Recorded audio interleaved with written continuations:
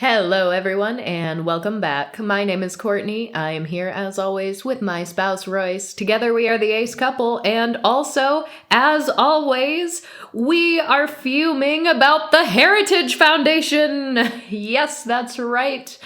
Our friends are back at it again with an all-new report entitled Saving America by Saving the Family. A foundation for the next 250 years.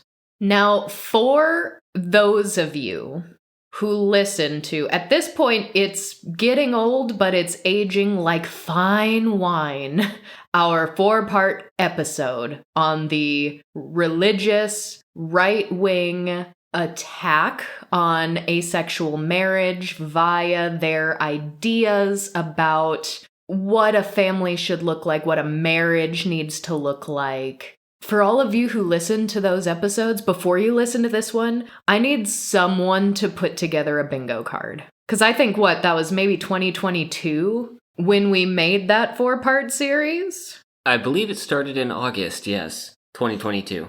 As I was skimming through this report, preparing my thoughts for what this episode might be, a few key phrases came up that were not even in that original letter to Mitch McConnell condemning the Respect for Marriage Act. These are little statements and phrases that were in all of the personal blogs and articles of the 83 religious right-wing organizations that co-signed this letter, many of which we heard from you, our listeners, were points that you have never heard laid out in so explicit of terms. And I know tons of you were shocked upon hearing these episodes. But here we are now, in the year 2026, we have the Heritage Foundation back at it again, using a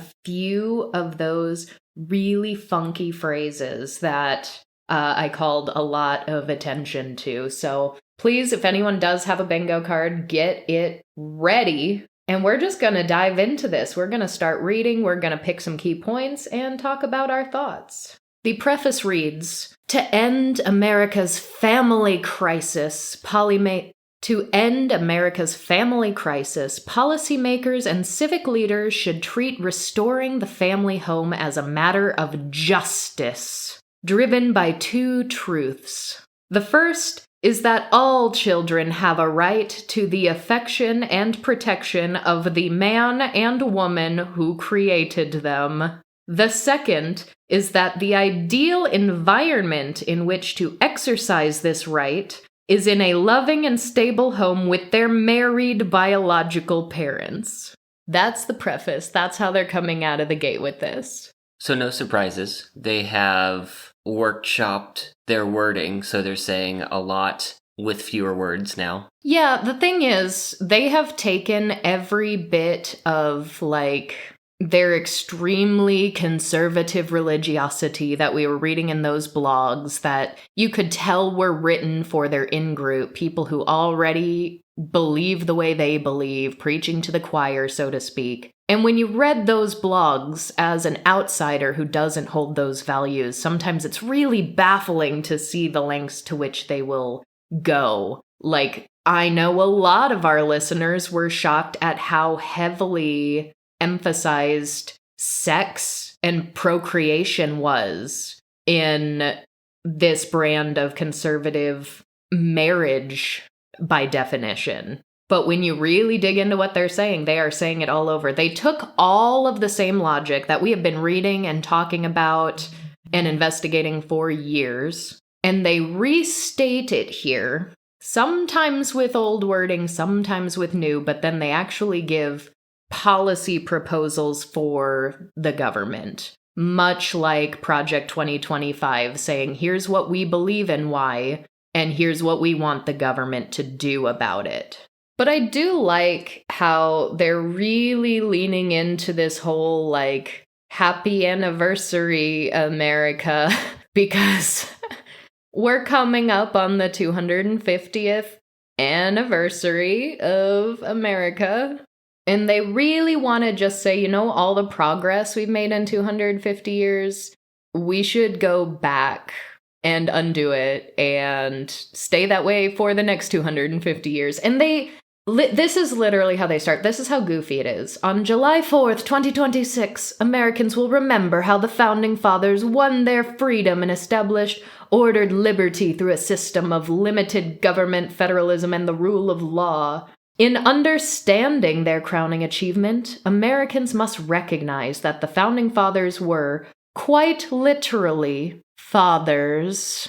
54 of the 56 signers of the Declaration of Independence married and had a total of 337 children among them, an average of 6 each. Thus, when the men and women of the Revolution sacrificed their lives, fortunes, and sacred honor to secure the blessings of liberty, quote, for our posterity, it was their children. So we're off to a great start. This is a new spin on it. Like, you hear these brands of politics that are very much like, well, the Founding Fathers wanted this.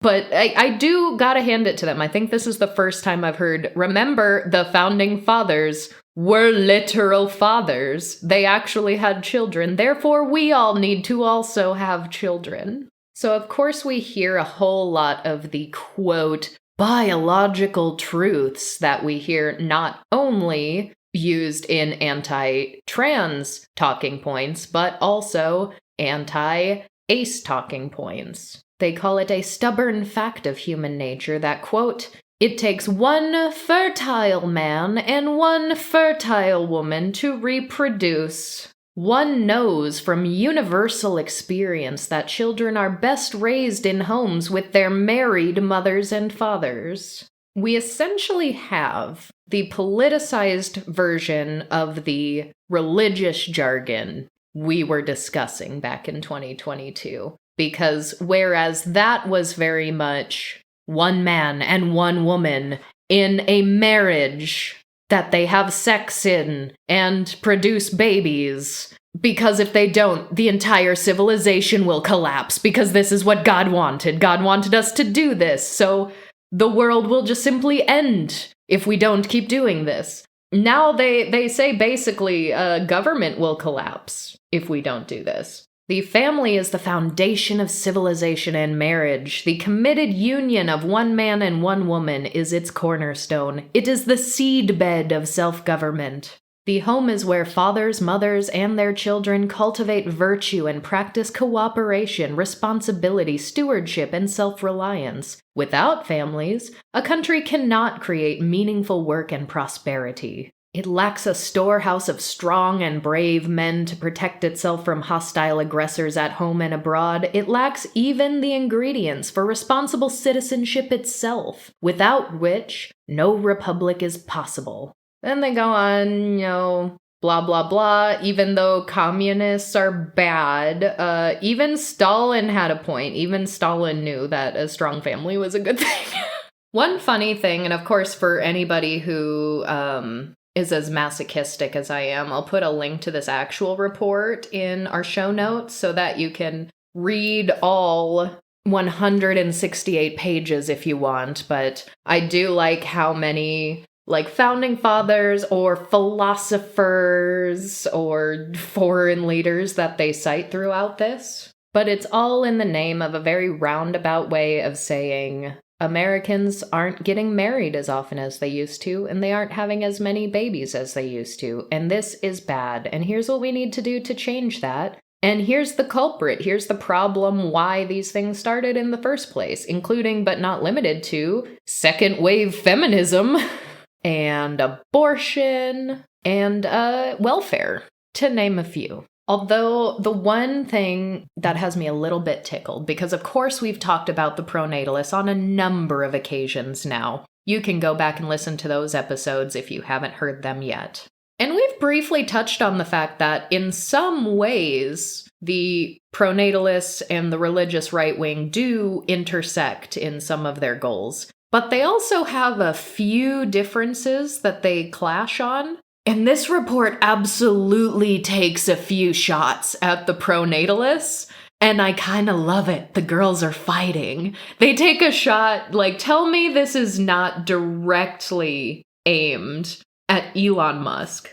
So they're here talking about how bad it is that we don't have more babies, et cetera, population collapse. When they say the only way for America to thrive in future generations is to rebuild the family, and that can happen only with a societal commitment to revive the institution of marriage. So that's where they stand. They note that some recognize the extreme gravity of the crisis and recommend extraordinary technical solutions. These include mass subsidies for IVF, egg freezing, and genetic screening, combined with a market for babies where people, usually men of means, contractually create many children across many partners or surrogates. The ultimate end of this form of, quote, pronatalism envisions a world of artificial wombs and custom-ordered lab-created babies on demand. But, oh no. The writers of this paper at the Heritage Foundation do not like this. No. Why do they not like it? Well, such an approach intentionally denies a right due to every child conceived to be born and grow in relationship with his or her mother and father bound in marriage. I love how every time they have to say mother and father, it's either like bound in marriage or like fertile mother and fertile father. It is just consistently extremely weird. Very weird of them. But it really underscores how much they feel that their idea of marriage, that being a sexual and procreative one, needs to be incentivized in the law for every single American. Well, not every single, because you said they were anti-welfare. Well, yeah, that's the thing.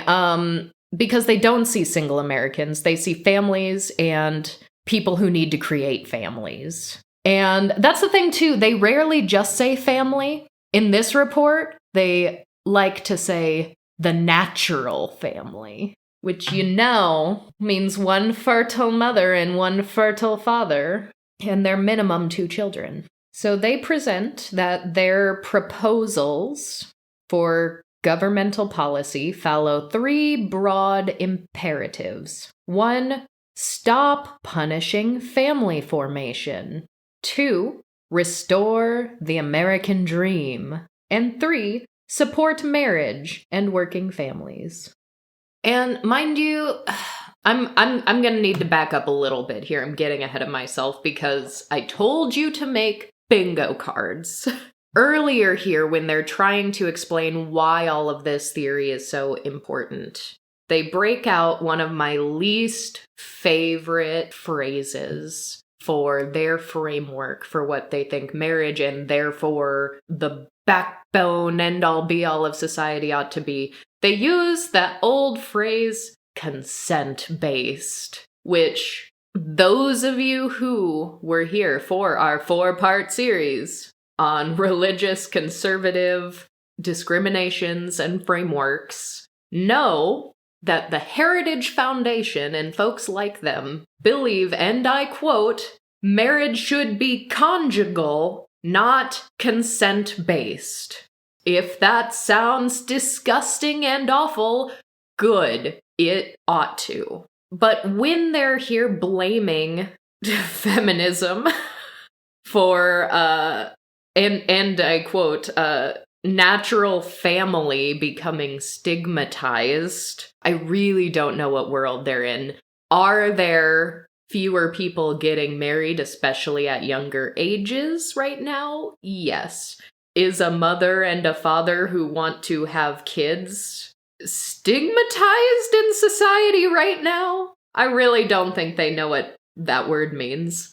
I mean, that's just feeding into the broader persecution complex that we often see from these sort of extremist groups. It really is, and hopefully this paper will illustrate a little more about why they think that way, because these are the arguments that they're using in proposed legislation. And we have talked about time and time again when we went over Project 2025, when we talked about the Heritage Foundation and 80 plus organizations like them previously, how they do have a seat at the table in a lot of these lawmaking conversations. But they blame second wave feminism, the sexual revolution, child-free, marriage-free, quote, they put it in scare quotes, liberation, that promise to lead to an unparalleled era of consent-based human happiness and fulfillment. Now, having read their previous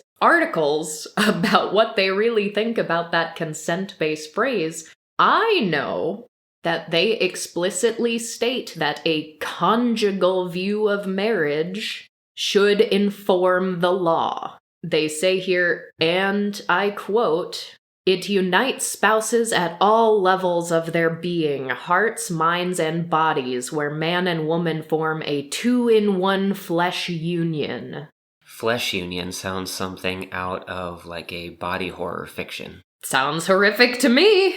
And in this Heritage Foundation article, which I'll go ahead and relink it for those of you who haven't read it when we linked it previously, they talk about how policies like no-fault divorce replace the conjugal view of marriage and how that's a problem. This article I'm citing, by the way, published in 2014, over a decade ago. So that is the kind of thing that does bother me a little bit when big policy proposal papers like this come out and everyone seems shocked and horrified and where did this come from? It's not out of the blue. It's not even much, if any, of an escalation from things they have already been saying and pushing for decades. And previously, when I would talk about people like this and what they think and what they're saying and pushing for, I'd often be shrugged off like, oh, those are just extremists, no one's gonna pay any attention to them. And now here we are. Because not only is this view of marriage extremely religious, a religion that not all Americans share, if you can believe it. Not even all the Christian ones. Not even all the Christian ones believe these particular sets of ideologies. But it's extremely idealistic because they say that the family unit is, quote, an inherent good. And they really love talking about sacrifice. And the idea of sacrificing for the sake of those you love for your family isn't inherently a bad thing, but that's one where, like, in the context of a family unit, like, maybe compromise is better. Like, we've often talked about the critique about how, you know, in this traditional family setup, a mother is normally the one who is most expected to sacrifice herself, her time, her happiness. But they say here, it is an inherent good based on the commitment and sacrifice of husbands and wives for each other's sake and for the sake of children that their union would welcome into the world. This path is associated with the view that all life is sacred, and that sees the family as a source of fulfillment for adults because they direct their energies to the good of the family unit instead of to themselves alone. Underlying this view is a deep sense of gratitude in knowing that human beings are here by God's grace, and that children are divine gifts. If you think that, fine and great. But I was always raised to be told that we live in a country that has a separation of church and state. I know that doesn't mean anything in today's day and age politically. So I do always find it mildly amusing when an inherently religious framework uses very simplistic, like, scientific metaphors to try to illustrate their point. Because here, as they're talking about how the American family dissolved and why it must be restored, they say, the natural family is the cell of the social body, and no body can survive the death and decay of its cells. Yeah, science has been pick and choose for a long time, particularly if it becomes, I guess, politicized, even like within thinking of the church as sometimes a political unit. And I know that here in America, we're broadly oftentimes speaking of Protestant factions, but I believe it was in the year 1900 when the Catholic Church said science and religion are not at odds with each other. Like one does not disprove the other. Wow, 1900. What a time. What a time to be alive. So, alongside, religion and politics, there's also this odd third branch of morality that every group tries to claim their framework is moral. One really glaring hypocrisy in this paper. If I were to just pick one, if I were to pick my favorite hypocrisy in this paper, they say in the intro that this report casts no moral judgment on individuals. And yet, it goes on to state, to understand the current family crisis, one must begin at the beginning. No child can naturally come into existence without a biological mother and father. This biological fact is inseparable from a moral fact. They haven't said people who are trans are immoral. They haven't said people who are gay are immoral. They haven't said people who may be asexual are immoral. And yet, this whole biological fact, biological mother, biological father, the natural family, the procreative family, this is a moral fact. And this is interesting, and we are going to need to keep an eye on it because, from our point of view, politicians, policies, marriage laws, tax laws, very often are heavily geared towards marriage for Americans. And anytime there is this moral, political outrage, honestly, from either side, more often on the right, they always decry like family values, family values. This paper doesn't think family values actually does enough. They say for decades, politicians have talked about family values. But where are the policies explicitly defending marriage and family as good in themselves? So I do think that at least from conservative politicians, we're going to start moving away from hearing the blanket phrase family values. And I think they are going to start using things more explicitly, like the natural family, the biological mother and father. Even just saying marriage or the marital unit, I think we're going to be hearing things like that become increasingly more common in place of family values.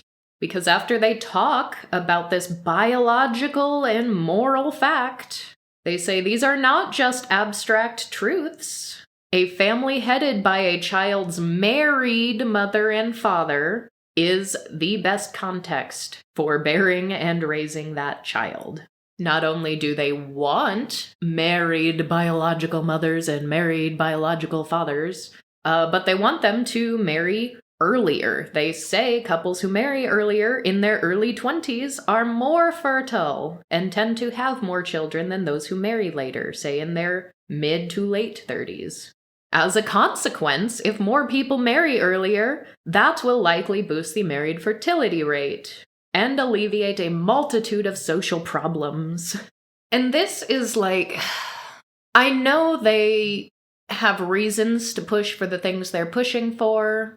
I know they have these religiously based arguments, and they try to make it political and factual by picking and choosing the things that back up their cause. But like, truthfully, do they know how evil they sound? Do they know? Most villains in most stories don't understand that they are the evil ones.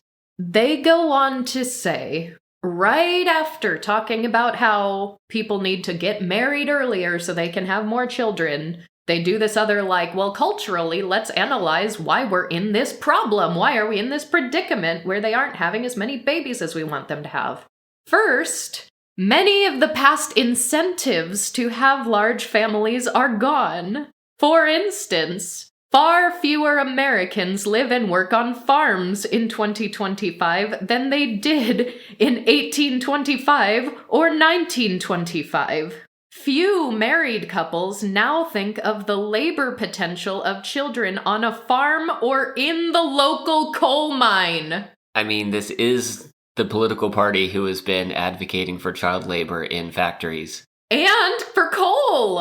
I don't think people realize how on the nose those two policies, intersect with one another in their ideology. So it's okay for popular culture to start having 80s or 90s nostalgia, but conservative groups can't have coal mine nostalgia. That's too far back. We passed it. It's too far back! It's not allowed! We can send 1980s children to the upside down, but we cannot send 1880s children to the fucking coal mines. Has anyone ever said the sentence, seriously, ah, the good old days, the coal mines? If anyone has earnestly said that, as someone who has in any way actually experienced the coal mines, I want to have a long afternoon with that person. I want to just listen to that person talk. I'd be more concerned about them having a long afternoon with a medical professional about, inhalation and exposure and everything from down in the mines.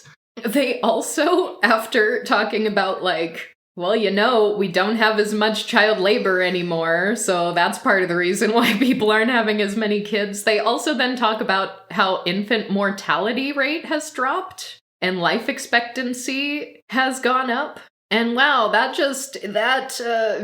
argument, that point, that acknowledgement is really painful when they're now depriving children of life-saving vaccines and, reworking the food pyramid so that fucking steak is on the top. They say, in addition to that, the number and perceived quality of activities or opportunities has skyrocketed, especially for women. And that's something that the pronatalists have also said. They're in countries that have higher qualities of life and more opportunities for women, they have fewer children. And yet they still think fewer children is a problem to be addressed. I do love a little bit how at odds the Heritage Foundation has now become with the pronatalist movement, because they're both loud, they're both obnoxious, they're both wrong, and heavily influential in politics right now. But I do kind of love that the girls are fighting. I do want to get a little bowl of popcorn and just watch the girls fight it out. So after going through this thought experiment of all of the very true and accurate reasons why people have fewer kids now than they used to, they also say a large share of the blame for the present malady lies in moral and cultural trends that have both fed and been fed by government policy. Chief among these is surely the sexual revolution, which separated the sex act from marriage and childbearing. So I'm sure people who are not reading this with an asexual framework would just say, premarital sex, that's what they're railing against. And that's one of the things that they don't like, for sure. But time and time again, when we were going through the blogs and articles and papers and think pieces for these religious, political, right-wing organizations, they kept saying marriage and sex and procreation are all synonymous. These three things are one and the same. They should not be separated. And yes, on the one hand, the more common thing we hear in daily culture, daily society is the premarital sex thing, right? But what doesn't get talked about on as large of a scale, but is absolutely written about time and time again amongst these organizations, is that marriage and sex and procreation are one and the same. They'll use marriage and procreation to be one of their many talking points for why they don't believe in homosexual marriage, but they will also use marriage and sex, and by extension procreation, as a reason why they rail against platonic marriage, why they write these articles about how friends can't get married, these queer platonic marriages are terrible, and I really think the only reason why this hasn't become a bigger political talking point or a bigger conversation amongst the queer community is because people by and large just don't care as much about the asexual community. Some of it is not caring. A lot of it is like what I said previously, where we speak up about how, hey, we are under attack, we are under this political and social pressure, and people will be like, calm down. It's not that deep, it's not that big of a deal. So people will brush it off. They'll also come into it with their own pre-existing framework, and they'll read a sentence like this, and without digging deeper or going into the ideologies that we are exposed to because they directly impact us and our lives, they'll really just latch on to the lowest common denominator, the things they've already heard, the things they've already been attacked with, the gay marriage, increasingly more talking about trans issues, which is absolutely good and we should be, but then things like premarital sex, sex outside of marriage. Because they've heard these talking points before, they are more comfortable with them. Gosh, I'll see if I can find this article to link it to. I know I linked it when we were talking about it in the past. I just don't have it in front of me right now. But I will never forget the article railing against platonic marriage, saying that platonic marriage is the inevitable conclusion, the bottom of the slippery slope. And the slippery slope was like gay marriage, right? And they're like, so this platonic marriage is the natural conclusion of the slippery slope we've already been on. They go on to also blame technology and policy, like the pill and other contraceptives. What terrible technology. And then, oh hey, there's no-fault divorce laws, just like they've been railing against for decades. Imagine that, making it into this paper. They similarly blame the, quote, perverse incentives of the welfare state. And then the LGBTQ agenda. They go on to spout a little more nonsense about how, in a rational society, we wouldn't have to define these words. But a mother is a female parent and a father is a male parent. And here's another one for those bingo cards. Men and women are not interchangeable, no. Men and women have natural complementary differences. That complementary differences bugs me so much because they don't go into it as explicitly in a paper like this, but 5-10 years ago, we know that they will use that time and time again to talk about biological sex and their biblical understanding of how, God's first commandment was go forth and procreate.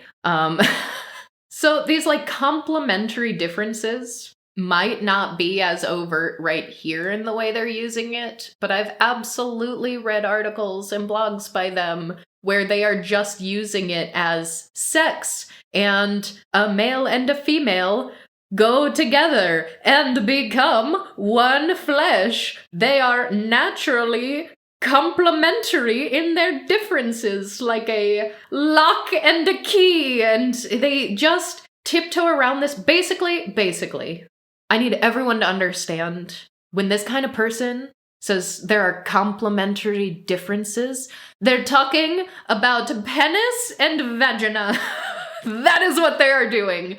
That is what they are doing. So, as if they haven't defined marriage time and time again by what they think it should be. Or not even what they think it should be. This is the camp of people who are like, God created marriage. We don't even get to decide what marriage is because God decided. And I know exactly what God decided that it is. They say marriage, in its essence, is the formal social recognition of two truths. First, it takes one fertile male and one fertile female to bear children. Which, if that's what marriage is, do people who even maybe want kids but are infertile, do they just not get to marry? It sounds like all marriages also end at menopause.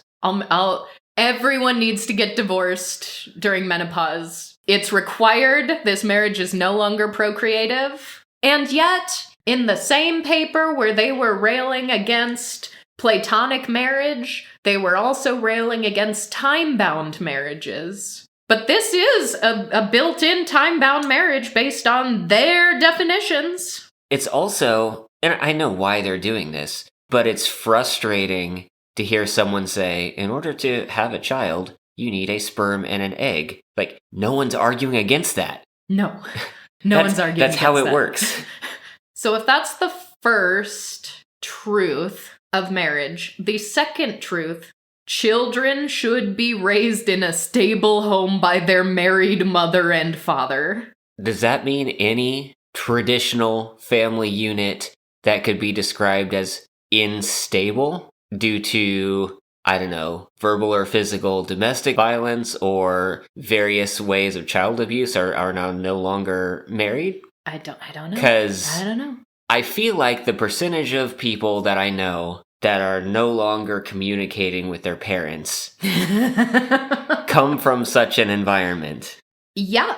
And that also, like, it really does lead to so many other questions, right? Because I know they hate divorce, even when it's a mutually decided upon divorce. So if they want that to be out of the question, all right, let's say a biological mother who has a natural family with her biological husband. If he dies in the coal mine, are we going so biblical that she, like, now needs to marry his brother? And that's another reason why we need so many children, because people need enough siblings to remarry any and all widows? Gotta keep it in the family. Gotta keep it in the family. Family values. We can't even say family values anymore because it's marriage. It's sexual marriage. They add a lot of charts about, look, fewer people are getting married, and people who do get married are getting married later. And they do sneak in the commentary amidst these charts things that anyone reading with a critical lens can poke so many holes through, or directly, like, counteract previous things they said. Because remember, they use the word stigmatized for family and marriage. They said it is stigmatized in today's society. And yet, amidst these charts, they even admit that while marriage rates have greatly declined, they still say most Americans still marry at some point. In today's day and age, they admit today most Americans still marry at some point. If most people are doing it, it doesn't seem so heavily stigmatized now, does it? And their slant is very, it's wild, because they say they'll admit certain things that we quote and see as positives, such as divorce rates are down. That should be a good thing. And they say, while it was welcome news that divorce rates trended downward and then leveled, quote, underneath this trend lurked a troubling fact. Fewer Americans than ever before get married in the first place. Yeah, maybe that's because lots of people were getting married before that shouldn't have. Maybe it's just a good thing. Maybe it's just a good thing. Maybe instead of trying to say there should be more marriages or fewer marriages or more kids or fewer kids, I really just wish we could all agree that everybody who wants to get married should have access to marriage, and they should be able to have as few or as many kids as they want. And it is baffling that that is controversial. They go on to talk about dropping below replacement, how, of course, if a married couple isn't having at least 2 children, that they are not replacing themselves, and how it's bad, and how COVID-19 really aggravated the problem, which makes a heck of a lot of sense. They even cite how researchers expected births to decline in response to the 2008 recession, but that those same researchers expected birth rates to recover as the economy improved. Because there are times throughout American history where birth rates were heavily influenced by economic growth. And yet, it does continue to decline, COVID-19 being one of those reasons, but certainly I would argue not the only one. And I actually got a book that I've been meaning to talk about, and I'm sure we will at some point, because this is going to continue to be an ongoing conversation, whether it's a political push from the pronatalist, or whether it's a religious push from the Heritage Foundation and their ilk. The book I got was called Decline and Prosper, Changing Global Birth Rates and the Advantages of Fewer Children, which I think is fascinating. Certainly coming at it from an angle that these conversations are not usually approached from. But an enormous part of the problem, and one of the reasons why we have so many of these, like, billionaires, the Elon Musks, the pronatalist couple who are extremely wealthy, you know, the elites who are procreating to save the world and whatever such nonsense.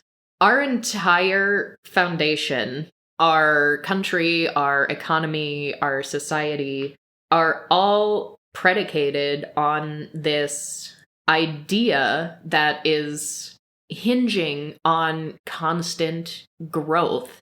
This capitalistic idea that line can and should continue to go up, and if we can just continue to make the line go up, things will keep getting better. And all I'm saying is we really gotta develop a different framework. We really do. It is not sustainable to assume that our economy, and by extension as a necessity, if our economy is going to continue to grow, that we need more people, we need more workers, we need more children slaves in the coal mines.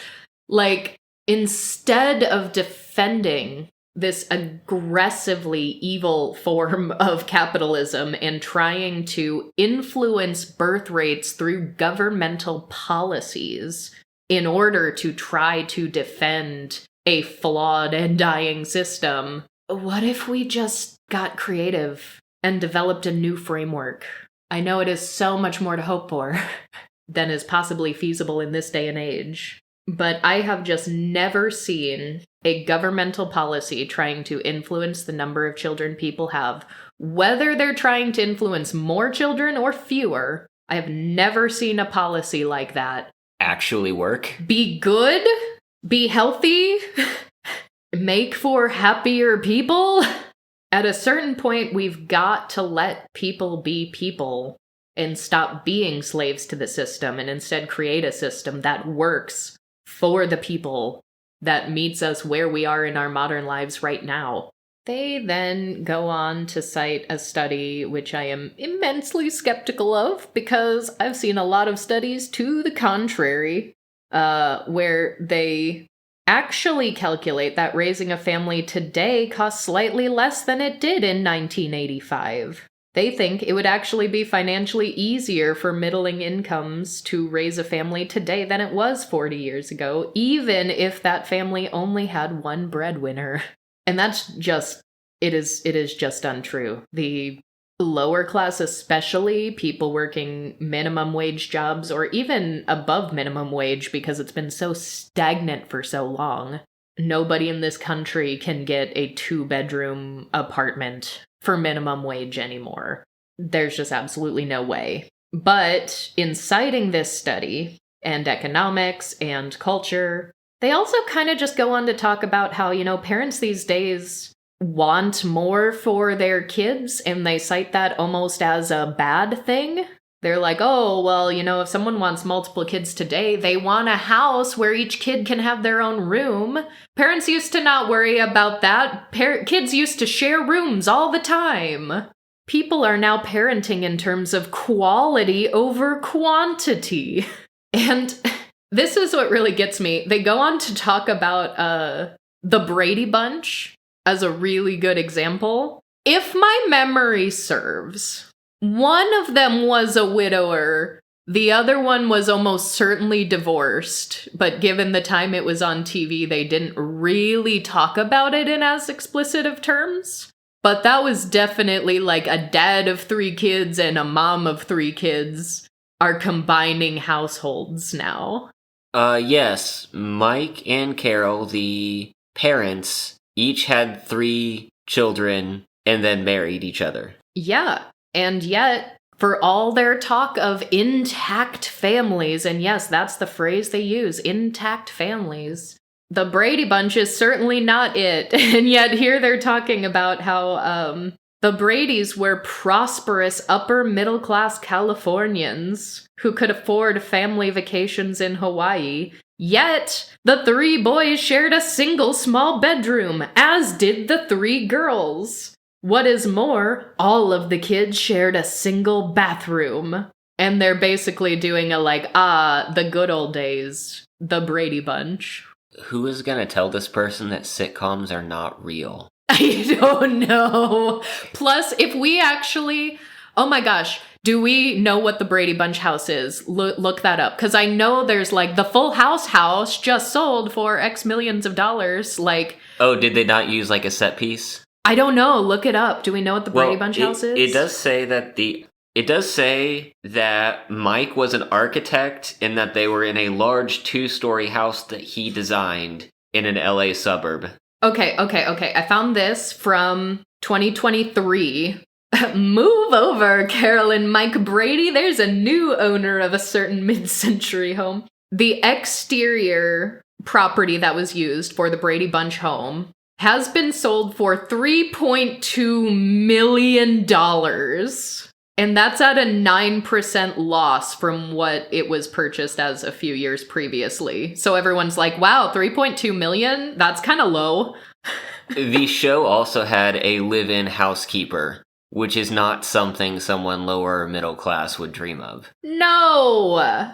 So to properly illustrate just how out of touch the people doing this paper are, you have to be extraordinarily wealthy to be able to afford that home in the first place, to be able to raise any number of kids in this house in the first place. But the idea of your kids don't all need their own bedroom, they aren't telling multimillionaires that. That's not the kind of person they're talking about or thinking about this policy. They're talking or trying to talk to middle-class Americans, being like, what's the matter with you? Why don't you just shove 3 kids in the same bedroom and call it a day? You might not be able to afford a bigger house, but you can fill it to the brim with more kids. Pack them in like sardines. Why not? Kids are too spoiled these days. Why do kids think they need their own bedroom?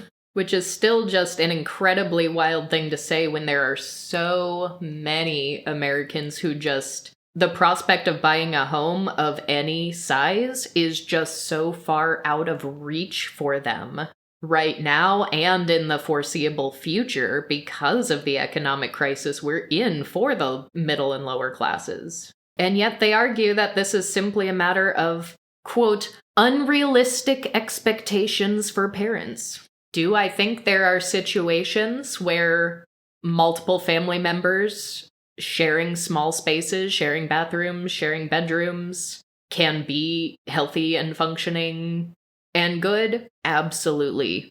Do I think it's a problem in the wealthiest country in the world that there are people who just hope for other options and want better for their prospective children? I don't see that as a problem. I really, really do not. And it is a slap in the face to all the Americans who cannot afford a home to just say, you don't need more space, you just need more kids. You just need more kids. No matter what your situation is, no matter what you can or can't afford. Just keep having children. That'll make it better.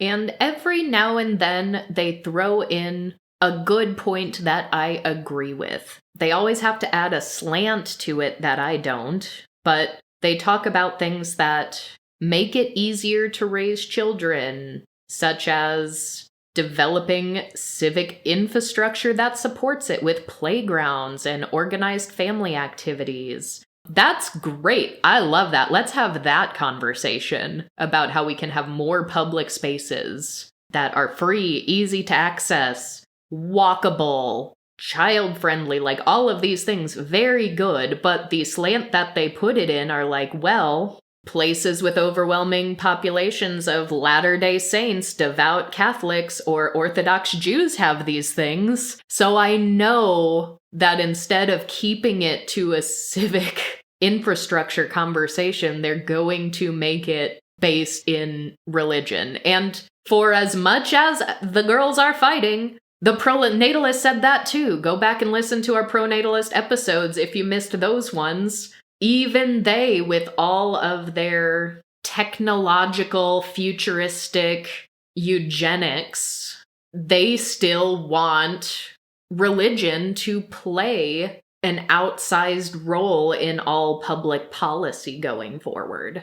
So I do think that's where we're going to end the episode for today, but we are certainly not done talking about this paper. There is so much more to dig into. So tune in next week to hear a little more about that. In the meantime, if you just simply cannot contain yourself and you want to torture yourself more with these policy proposals, you can read this paper as well as any of the articles we've referenced in the show notes on our website, as well as the description box on YouTube.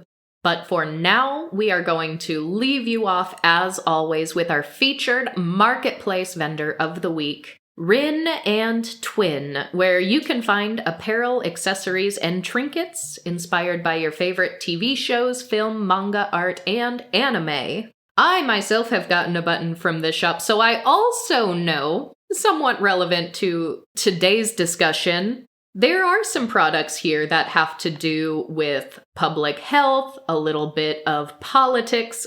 For example, there is a red cap that says, "Make the CDC competent again," and boy, wouldn't that be nice. You can also find some jewelry, some photography, wall art, and even clothing. There are cute little graphic t-shirts with a little raccoon, says Team Trash Panda. I personally love these handmade skirts. They have a bunch of cool, nerdy designs. We've got Star Wars, we've got Mario, My Little Pony, and even if you aren't looking for fandom stuff or graphic clothing, there are some beautiful handmade kimono jackets if you're just looking for some handmade fashion by an asexual creator. Links to check out Rin and Twin are in all of the usual places. And once again, thank you all so much for being here, and we'll go ahead and see you next time. Bye-bye!